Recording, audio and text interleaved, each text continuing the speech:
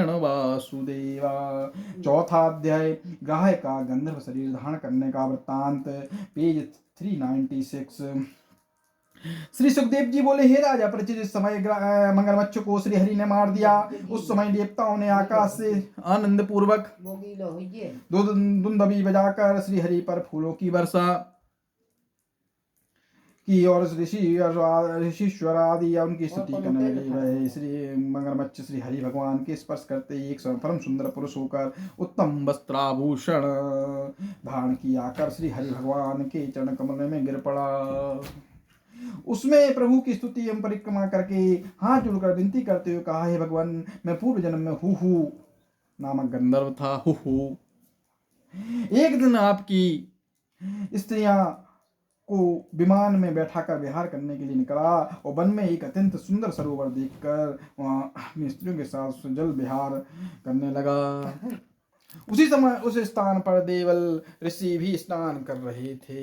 अतः मैंने अपनी अज्ञानता कहने से उन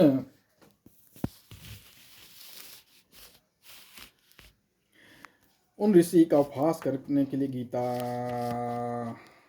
मारकर उनका पांव पकड़कर पानी के अंदर खींच कर ले गया। जब वे गिर पड़े तो उनका पांव छोड़कर सरोवर से बाहर निकल आया।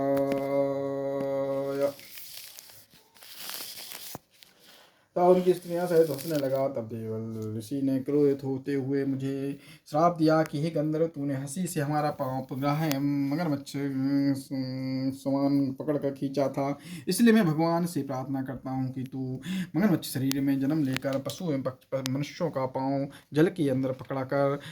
यह श्राप सुनते ही मैंने अति लज्जित हो उनसे कहा, मैंने अपनी कर्म का फल पाया, परंतु अब यह बतलाइए कि इसके श्राप से मेरे उद्धार कब होगा। तब ऋषिश्वर बोले कि तू कई वर्ष तक ग्राह्य योनि में रहकर एक दिन गजेंद्र का पैर पकड़ेगा। तब भगवान श्री हरि गजेंद्र को तुझसे मुक्त कराने के निमित्त आकर तुझे सुदर्शन चक्र द्वारा मारेंगे।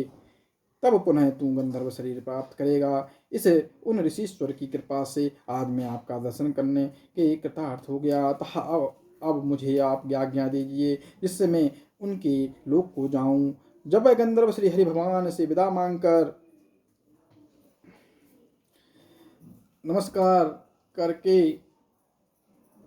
विमान पर बैठकर अपने लोक को चला गया, तब श्री हरि भगवान की आज्ञा से उस गजेंद्र ने अपना शरीर त्याग कर मोक्ष प्राप्त की और इंद्र दमन राजा का स्वरूप धारण कर लिया। तत्पश्चात गजेंद्र की स्तुति नमस्कार एवं परिक्रमा करके हाथ जोड़कर भगवान से कहने लगा, हे भक्त वत्सल, मैं पूर्व जन्म में इंद्र दमन नाम का राजा था।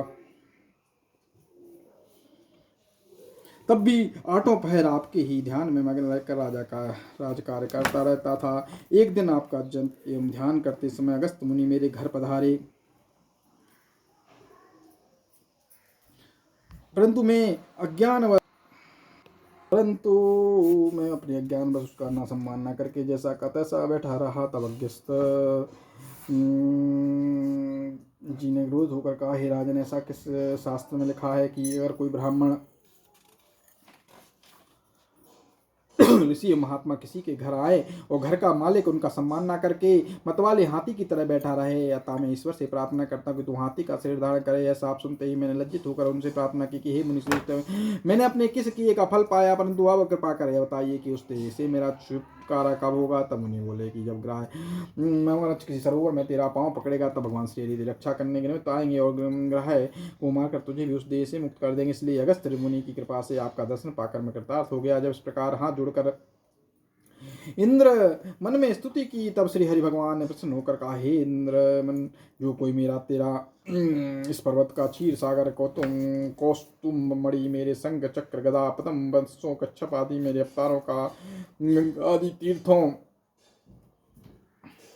का ध्रुव एवं प्रहलाद मेरे भक्तों का पिछली रात उठकर ध्यान करेगा उसे अशुभ स्वप्न का फल प्राप्त नहीं होगा। जो मन संसारिक प्राणी उस गजेंद्र मोक्ष स्तुति को मेरे निमित्त करेगा उनको अंत समय इसी प्रकार मुक्ति देगा जिस प्रकार तुझे मुक्ति दी है। ऐसा कहकर श्री हरि भगवान ने इंद्र मन को अपने घोड़ों पर बैठा लिया और शंख बजाकर वैकुंठ को पधार गए। इतनी कथा सुन कहकर सुखदेव जी बोले, हे राजन, जिस प्रकार गजेंद्र को मगरमच्छ ने पकड़ा था उसी प्रकार समस्त संसारिक प्राणी काल रूपी मगरमच्छ के मुंह में पड़े हुए हैं। जैसे गजेंद्र ने दीन होकर भगवान से पुकार की और श्री भगवान ने उसे मगरमच्छ को मुख से मुक्त किया, उसी प्रकार यदि मनुष्य श्री हरि भगवान का ध्यान एवं स्मरण करें तो अवश्य भगवान इस आवागमन से मुक्त होकर मोक्ष को प्राप्त करेंगे, भव सागर से पार हो जाएंगे। जो प्राणी संकट काल में भी गजेंद्र मोक्ष स्तुति को पड़ेगा उसका दुख हरि भगवान अवश्य हर नाश कर लेंगे। बोलो कृष्ण भगवान की जय। राधा वल्लभ